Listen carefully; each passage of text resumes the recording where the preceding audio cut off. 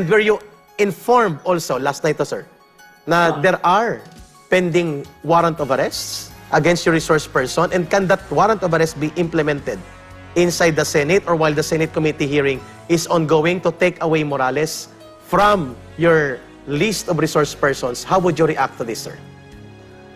Well, pag-aralan ko yan, no? Pag-aralan ko, titingnan ko, habang nasa kustodiya siya ng committee ko, and the session is, the hearing is ongoing, I think he deserves the protection of the committee. Tama. Kung totoong may warrant of arrest siya, then iserve sa kanya, doon siguro sa paglabas niya sa Senado. Kung isi-serve nila yun. Alright, welcome back to my channel mga guys. Eto, may bagong balita. Pending na warrant of arrest daw versus Jonathan Morales. Oo, totoo ba ito? Andito si Sir Bato, in-explain niya kung anong mangyayari sa Senate hearing ngayon kapag lalabas yung warrant of arrest ni Jonathan Morales. Alam mo mga guys, no? Talagang desperado yung administrasyon na pigilan yung hearing. Kasi naghahanap na sila ng paraan ngayon, no? Meron na silang nagpaparamdam na sila na meron dong pending warrant of arrest tong si Jonathan Morales. Nako, ano kayang mangyayari ngayon sa Senate hearing natin mga guys? Ha? Eto na yung galaw ng administrasyon, di ba?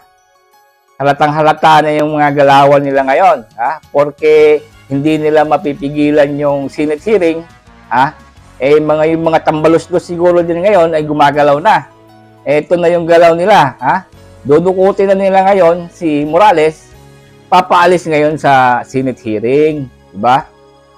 Ang tanong lang ngayon, anong kaso kaya ang ilalaban nila kay Morales para sa arrest warrant niya, no? Aabangan natin ito mga guys kung anong klase namang panggigipit na naman itong administrasyon, no? Talagang ginagawa na nila lahat yung mga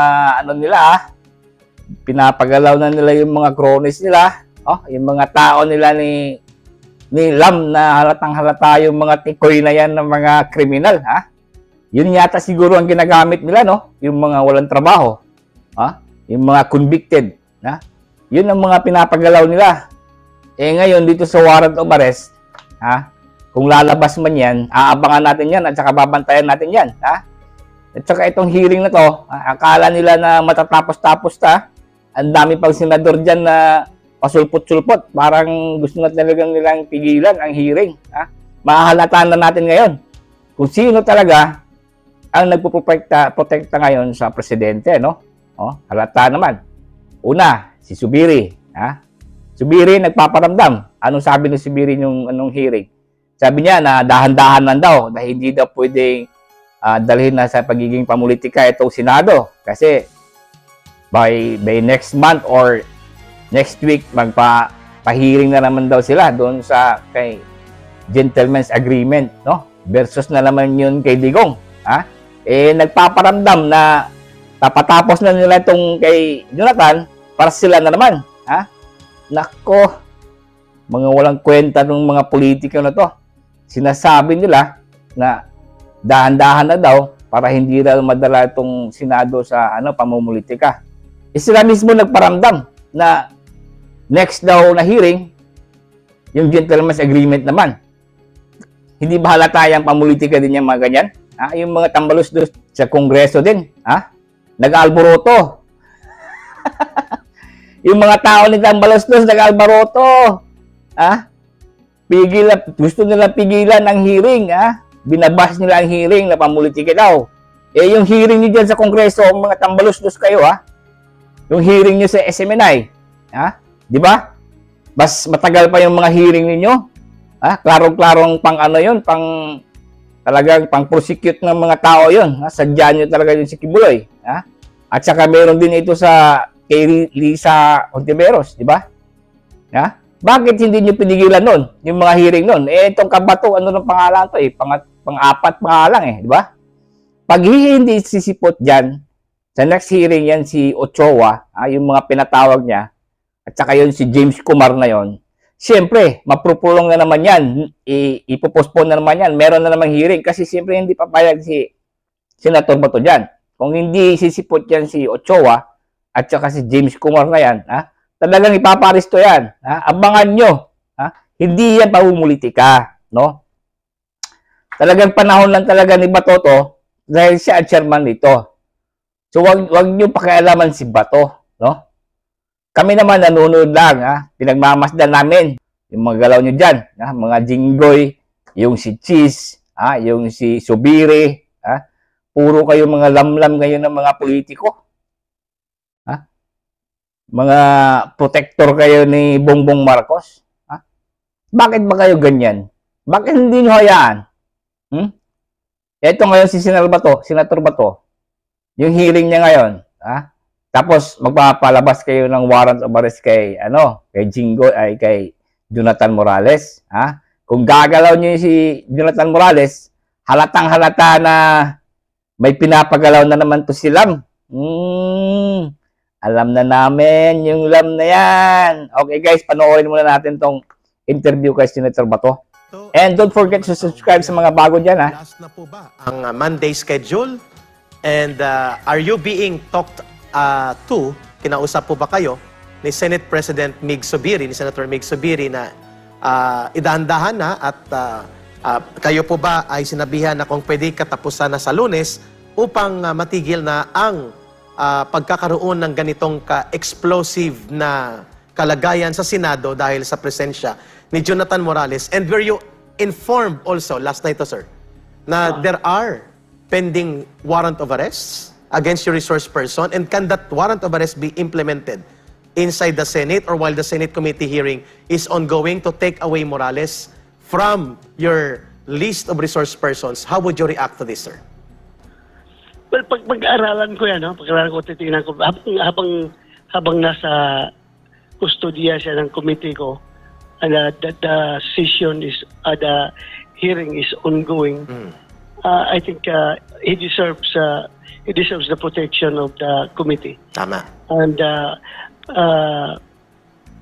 kung totoong may warrant of arrest siya, then iserve sa kanya doon siguro sa paglabas niya sa Senado. Kung isi-serve nila yun. Titingnan natin, pag-aralan ko yan. Sige.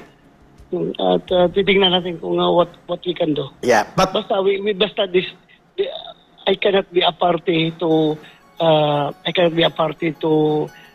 obstruction to justice. Yeah, tama. Yan lang nga masasabi ko. Opo. And sir, this will be the last Senate committee hearing, and then you're going to wrap up, or are there other opportunities for other resource persons to be presented in your list of probable to be invited as resource persons? Kung makuha natin, magiging physically present yung mga inimbitahan natin na hindi pa naka-attend, and we are satisfied with all everything that we want to ask dito sa mga resource persons na ito, then maybe we can wrap up na. We can wrap up at magagawa na tayo ng committee report. But I would like to tell you frankly that Senator Subiri, that Senate President, kahapon sa kanyang statement doon sa hearing, in fairness to him, he just give us the reminder, not only to the committee, but to all the committees. Nagbigay siya ng reminder na hindi tayo paggamit sa politika, ganon. Which I positively acknowledge, and hindi lang naman siya ang worried dyan, kundi pati kami lahat. Okay. Kailangan magbantay na hindi tayo magamit sa politika. Okay po yun, wala ko problema. But when you say na personally, sinabihan ako na ihinto mo na, tapusin mo na yan dahil ganito, ganon, may pressure sa akin o ganon. Wala po siyang sinabi sa akin, wala po siyang instruction sa akin na ihinto yung ginagawa kong hearing. Ganun po siya ka-professional. Oo, professional yan si Subiri. Professional na protector ni BBM. Shoutout ito kay Ka Eric. Magaling to magtanong to. Matalino tong tao na to. Shoutout sa'yo, Sir Eric. Ito po yung isa sa revelation ni Jonathan Morales as one of your main resource persons sa Senate hearing po ninyo na kinokondukta. Na sinasabi niyang siya po'y nilapitan ng kanyang kasamahan na dating PDEA operative, nilinyahan, at may halong bribery, pananakot, among others, at na-record po ito sa kuha ng CCTV camera doon mismo sa kanyang bahay at tumutugma ang kanyang mga sinasabi doon sa recorded voice component or audio component nitong CCTV na nakuha natin. At ito na yung sinasabi natin. If Jonathan Morales is an evil person, a polluted witness, the way some of your colleagues would like to deliver that message and bloggers and other media operators na alam natin binabayaran at pinupunduhan to attack Morales and discredit your hearing and your resource persons, Senator Bato de la Rosa, how do you look at that revelation kahapon that Jonathan Morales is under threat of intimidation, bribery, and co-optation, and even to the point of possible assassination kung magkamali siya dito based on his revelation? Do you believe your resource person upon his revelations kahapon dyan sa Senado? Eric, the video speaks for itself. Okay. Panoorin mo lang video, pakinggan mo, at malaman mo kung ano ang estado. Anong estado ni Morales ngayon. Eh kung siya ay talagang discredited siya na resource person, bakit pa siya kukumbinsihin na tumahimik? Di ba? So, ganun lang po. The video speaks for itself. Yeah. Alam ko maraming Pilipino nanonood sa video na yun. Yes. Nakikita nila. Viral. At bibigyan ka pa ng statement coming from yung tao na nagsasalita na katang-isip lang daw niya, gawa-gawa lang niya para pasakayin o lukuhin yung kausap niya. Sabi ko nga, sige lang, hindi lang kita nabigyan ng enough time last hearing. We will see next hearing. But he will be called upon again. Yes. Itong si Eric Santiago. And we have received information sa Pilipinas Nating Mahal that he was in several instances together. Sorry but we have to do this. Sa pictures and sa gathering kay James Kumar, kay Senator Jinggoy, at pati itong si Eric Santiago, ay they were cozy to one another or among themselves in a party or in a gathering. And ikaw maganda, nag-volunteer ka na you know personally James Kumar. And I also personally know James Kumar because he was providing or he is providing support to the PNP programs on community relations, on establishing organizations and support multipliers to the PNP, which are above ground and above board and normal procedures. Alam mo yan na sa community relations, the police must have stakeholders. Pero yung ibang kasamahan mo ay nagmamaang-maangan. There were pictures na kasama si Chis Escudero, kasama yung iba pang si Bong Revilla. At parang ikaw lang ang umami niya. I know that guy, James Kumar. And wala kang pag-aalangan. Even the President and the First Lady, nandito po nakikita ngayon on screen. How do you look at the revelation of Jonathan Morales na itong James Kumar ay hindi AI, hindi ito artificially generated personality, kagaya ng gustong palabasin itong arrogante na nagtestigo kahapon na si Picoy. Sa pangalan pa lang, Picoy na pero sa diskarte. Senator Bato, your reaction. And hinangaan ka ng mga tao for being straightforward to say, I know that guy, James Kumar. Kasi wala ka namang hocus-pocus na transaksyon sa taong ito, and I know his involvement with your PNP leadership was about stakeholders' engagement in community relations, which is a program of the PNP. Senator Bato. Yes, kilala ko siya.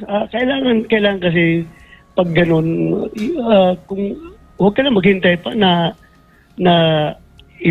somebody pa magbubulgar sa yung pagkakilala sa kanya. Yes. Automatic sabihin mo na kung kilala mo siya, kilala mo. Kilala ko naman talaga siya dahil doon nung Chief MP pa ako, parang BECC chairman ba yan siya? Violence Against Crimes and Corruption, chairman o president. At nung naging senador na ako, nag-attend yan ng hearing dito sa Senado. Kilala ko yung tao na yan. Kilala ko siya pero hanggang level lang na ganyan. Nakilala ko siya to our official interactions.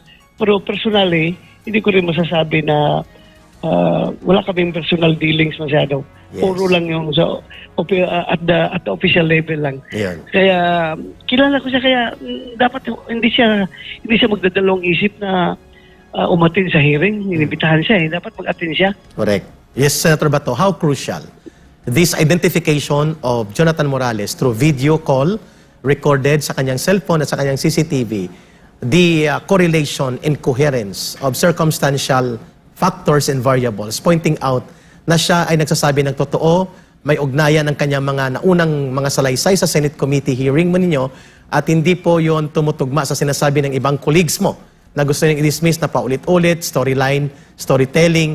Pero kung titingnan mo bilang ikaw isang batikang investigador at operatiba at intel trained din bilang officer sa panahon ng kabataan mo, nakikita ba ninyo ang pattern ng pagtutugma, correlation of circumstances, events, and versus doon sa kanyang nire-reveal na confidential informant related to the drug operations that was covered up allegedly by Executive Secretary Paquito Ochoa na no-show pa rin for 2 hearings and eventually involved pati ang asawa ni now President Marcos Jr. then Senator pa. How do you look at ang pagtatagni-tagni at pagtatagpo-tagpo ng mga revelations ng sirkumstansya at mga bagay sa inyong naimbestigahan, Senator Bato? All of these pieces of evidence are very crucial to the committee in coming up with the committee report. At sinabi ko na nga sa iyo kanina, Ka-Eric, the video speaks for itself. Yeah. Bakit ka pa kailangan kausapin? Kung walang kwintang tao ka, hindi ka namin paniniwalaan, lahat na sinasabi mo ay pawang kasinungalingan, bakit pa ako magpadala ng tao na para kumisihin ka na tumahimik ka na lang dyan, huwag ka na magsalita, at may mga words of bribery pa na narinig natin. Yeah. So, klarong-klaro man doon sa video na yon. Klarong-klaro. At may halong pananakot pa na pwede siyang patayin anytime, in any manner, hindi nagamitan ng baril, manggain na lang daw ng sasakyan, or to the lalasunin to that effect. Parang gano'n ang sabi nung taga Napolcom na nagde-deny. Nandun kahapon, hindi ko lang masyado nag-grill dahil nga kinapustay ng oras. At yan, kita niyo yung mga pictures na yan. Yan si James Kumar mga guys. Ha? Kilala pala ni Chis Escudero. Kilala ni Jingo Estrada. Bakit hindi nila binanggit sa hearing? Nako, alam natin yung mga protector ni Marcos, oh. Diba? Alright, thank you for watching mga guys. At saka abangan natin yung hearing. Shout out din kay Senator Bato. Salamat din po sa inyo.